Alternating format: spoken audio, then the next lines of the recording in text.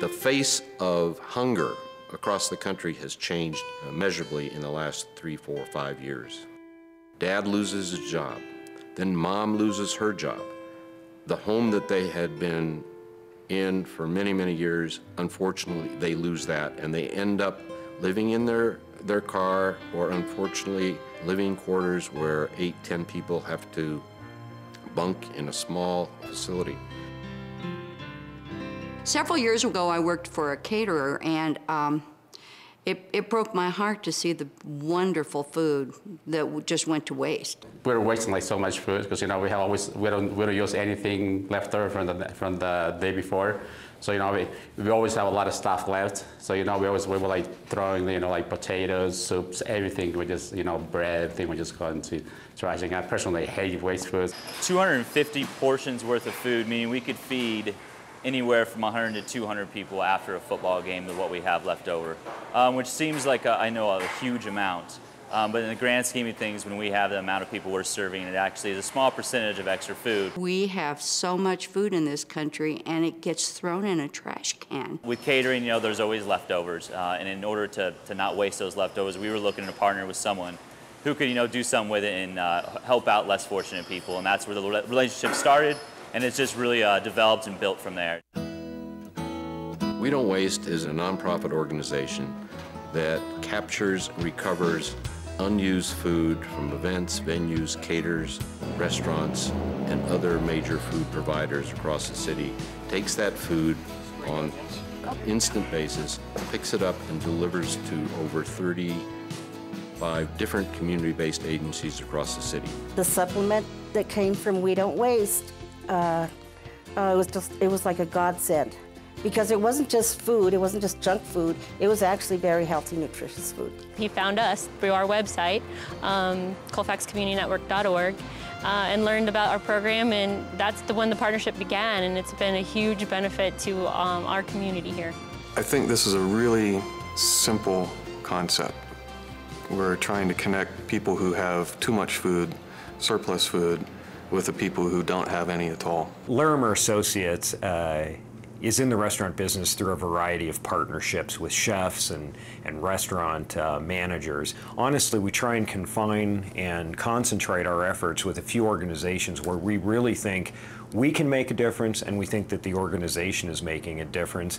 And frankly, it's nice to tie in with a charity where there's a direct link to the business that we're in. And that's where We Don't Waste really is a perfect fit for our organization. Rather than having to make 4 or 5 phone calls, we can make just one and know that that food is going to go to multiple different places. We know, first of all, how many people any one agency happens to serve. And we also know, which is even more important, their ability to refrigerate and hold food. Fresh vegetables, sometimes we get dairy, we get soups that were made at great restaurants that my clients could never afford to go to. I think we have the best soup maker in Denver and probably in our entire company, and so we make large batches, but it's a new soup every day. We never serve it the next day, so it's amazing soups that our guests come for just because we have great soups, and now we can give it away to We Don't Waste.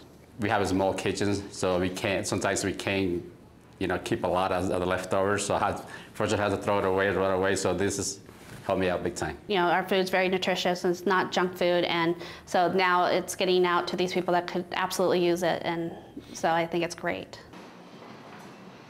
We have been involved with We Don't Waste. We're entering our 3rd football season. So there are 141 suites that are catered by Epicurean Culinary Group at Mile High, and we collect all the food that is not consumed and is usable. I mean, sometimes you walk in, you have 3/4 of a huge roast sitting there, and you think of how many people are going to get a delicious roast beef sandwich. Arlen's taken a load off my shoulders without a doubt.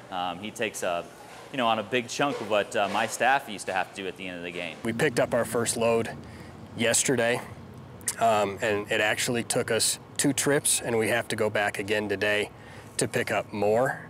And then tomorrow we start dealing with the concessions. When Microsoft came to Denver in 2011, they brought with them 18,000 people, and over the course of 4 days, I think we put out over 11,000 meals. Not only do we get prepared meals and food, but we also get fresh fruits and vegetables. Growers Organic is an organic produce distributor here in town, so we're selling to places like Whole Foods and Vitamin Cottage and King Soopers, and then we sell to several restaurants. In the world of organic produce, sometimes up to 60% of a farmer's crop could be number 2, and what that means is the quality's not, the product itself is perfect, it might have a blemish. In general, when you visit a food pantry, you might get a can of something to get you through, but to have an item like a fresh banana or a fresh apple is probably not something that our population get on a regular basis outside of their school. Maybe I have some salads that are going to go out of date in 3 days, where a grocery store I have to guarantee they have 7 days of life on their shelf. Well, Arlen fits in perfect because that salad that only has 3 days left is the perfect salad mix for somebody that's going to consume it in the next couple days. We got 800 pounds of fresh Colorado organic peaches. And that's product that community-based agencies that have as their mission of feeding vulnerable populations rarely get. So having more of the fresh fruit has been really, I mean, health-wise for our clients, it can't get much better than that.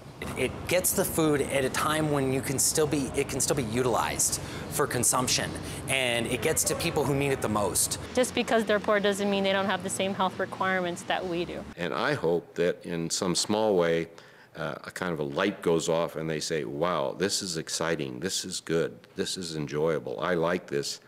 Maybe I can do something for myself to raise myself up and enjoy this on a more permanent basis.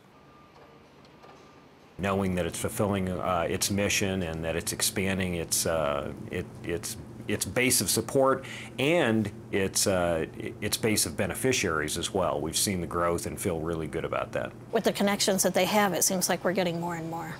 There are more people out there that need to be served, and we know that there's more people out there that have food for us. Right now, what I'd really like to have is a box truck that was actually refrigerated. So to have a bigger truck would allow us to spread it further and wider and more efficiently. He called me up at one point and said, I really can't carry this stuff around in my Subaru anymore. I need a truck or a van. I made a couple of phone calls and we managed to get him a van, which I think that the organization is still using, although just today, now he told me he wants a refrigerated truck. I'm gonna have to go to work on that one and see what we can do.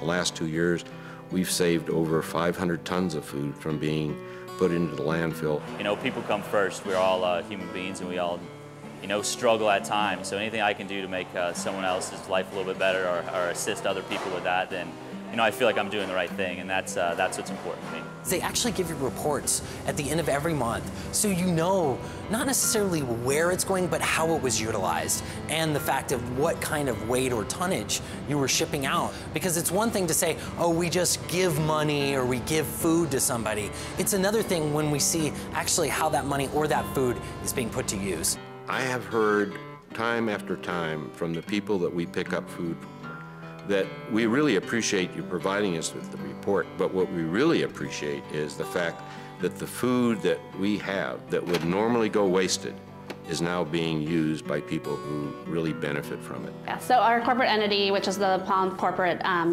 when I called and told them we were doing this, they loved the idea and wished we could do it in other cities, since we have 26 locations across the country. Being in the food business, it feels good to make sure that other people aren't going hungry. To rescue food that otherwise would be thrown away and provide it to the people who don't have the opportunity to have a decent meal on a regular basis. It was just very simple for me. To the extent I could help We Don't Waste do that and provide that service so that We Don't Waste doesn't have to pay for it, I was completely thrilled to do it. I have a kid that's 13 years old. He is 13 now. He was 12 when this actually occurred. And he has 3 brothers and sisters, and it's 3 brothers and sisters, him and Mom. Mom works in the evening. She cleans office buildings or something like that. Before she goes to work, she tries to feed the kids, have something to eat, and then she goes off to work. During the winter months when there's not a lot of food in the food banks in the area, This child will tell his mom that he has so much homework to do and he already ate so that his brothers and sisters can have food. We Don't Waste alleviated all of that, almost 100%. So, what can I say? We couldn't survive without him now. Fill a plate. Fill a plate. Fill a plate. Fill a plate. Fill a plate for hunger.